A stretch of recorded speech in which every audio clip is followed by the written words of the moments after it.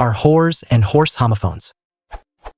My question is whether the words horse and whore sound exactly the same, because in many English language TV shows it seems like they are, which really surprises me. Are they homophones? I cannot hear any voicing at the end of the word whores to distinguish the two words. In most varieties of English, these two words are not homophones. But there is an interesting story about why this is so. In English, the alveolar fricatives /s/ and /z/ are contrastive. Notionally, the first is unvoiced and the second voiced. So we can find minimal pairs of words where the difference in voicing results in a change of meaning. /zoo, /zoo, /. The first word here is the word sue or sue, the second is the word zoo. In a language like Spanish, there is only one alveolar fricative, /s/. This is usually voiceless, although it can become voiced in certain environments. However, because there is no phoneme /z/ in Spanish, if a speaker uses a, z, instead of an s, in a word, it will still be recognized as the same word.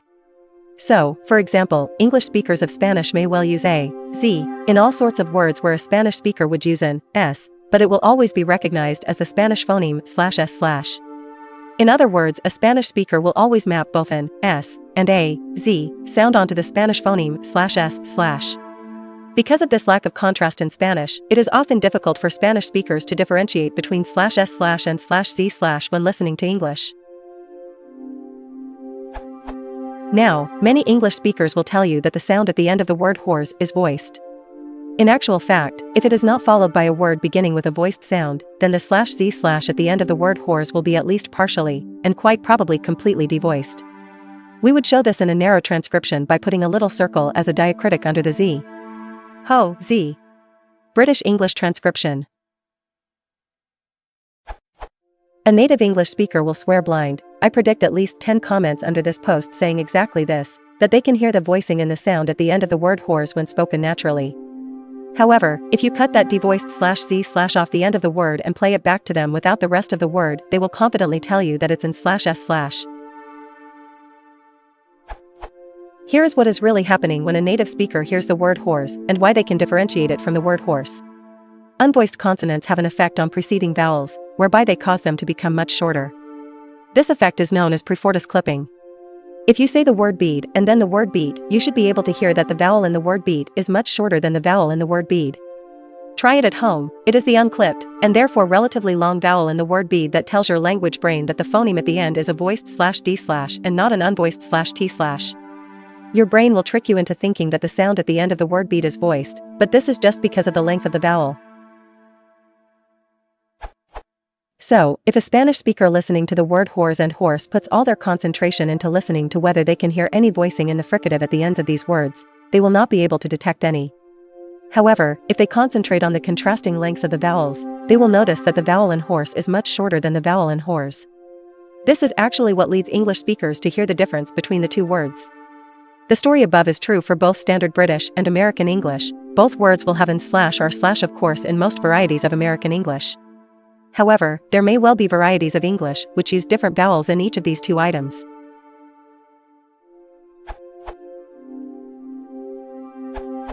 Although the phonetic transcription in a dictionary may be the same, I do hear a difference in most native accents.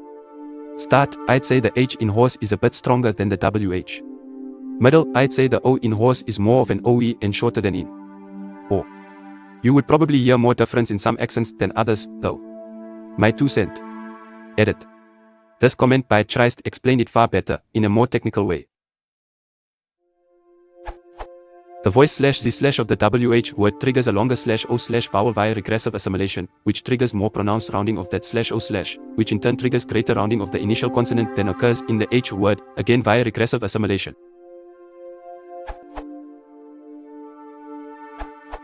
The forms whores and horse are not homophones in a standard English/American/Australian dialect, and etymologically speaking the W is a late C15/16 spurious addition, so should not make any difference to pronunciation.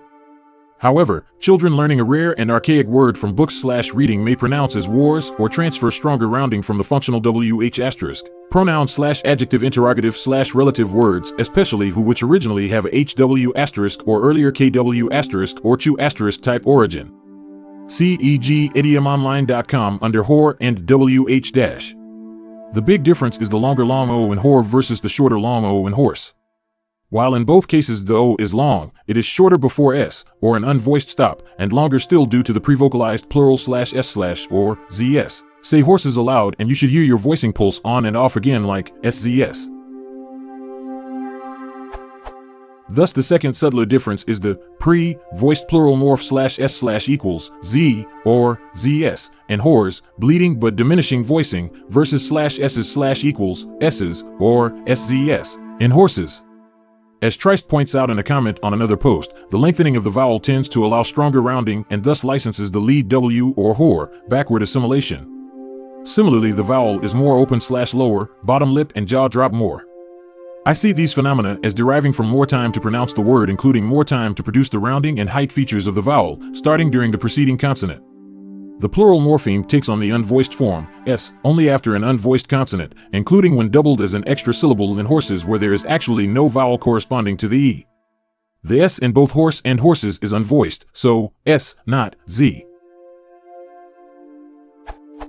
Note that quotes as S represent what is written, orthography, /bracketing represents conventional, phonemic or morphemic, base representation corresponding to what people think they are saying /s/ by convention used for the plural morpheme, though phonemically arguably /z/ is more appropriate, before any phonetic variation, free variation or coarticulation related to context that changes the phonetic form /morph, while square brackets represent more accurately what is actually pronounced. Z is the plural morph after vowels or voiced consonants, and S is the plural morph with voicing lost after unvoiced consonants, similar to the usual pronunciation of the phoneme /s/ in general, including when syllabic. Rose involve /z/ not /s/ z, with roses as zz, versus horses which is /s/ s and s's. Here, Z, and S, and N, etc. indicate a syllabic form often conventionally replaced by a schwa, rotated E for a minimal vowel representing voicing punctuating but nor interrupting the SZS, and correctly written with the prime symbol underneath the consonant. Not sure I could insert the Unicode here.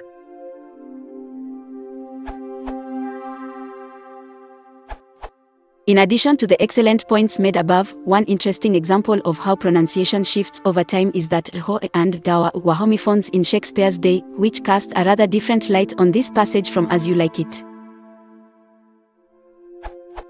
And then he drew a dial from his poke, and, looking on it with lackluster eye, says very wisely, "It is 10 o'clock, thus we may see," quoth he, "how the world wags. 'Tis but an hour ago since it was 9, and after 1 hour more 'twill be 11, and so, from hour to hour, we ripe and ripe, and then, from hour to hour, we rot and rot, and thereby hangs a tale."